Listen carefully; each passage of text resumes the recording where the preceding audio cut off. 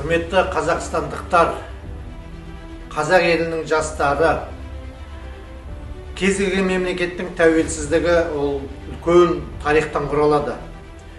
Қазақстан елі тәуелсіздік алғаннан бері 30 жылдай уақыт өтті. Кез келген мемлекеттің ең негізгі заңы ол конституция болып есептелінеді. Биылғы жыл үлкен өзгерістер жылы. Соның ең негізгісі ол жаңа Қазақстанды құру.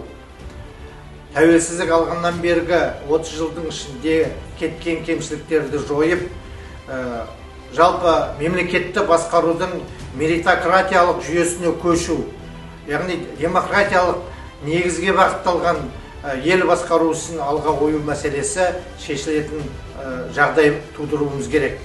Осы мәселеде қазіргі ел президенті Қасым-Жомарт Кемелұлы Тоқаевтың бүгінгі ұсынып отырған біраз саяси реформаларды іске асырудағы бағытын біз қолдауымыз керек.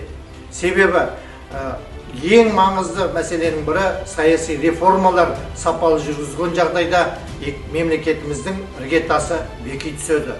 Осы мақсатты іске асыруда осы референдумға келіп, әрбір қазақстандық өзінің дауысын берсе, бұл өте келелі мақсатты іс болар еді.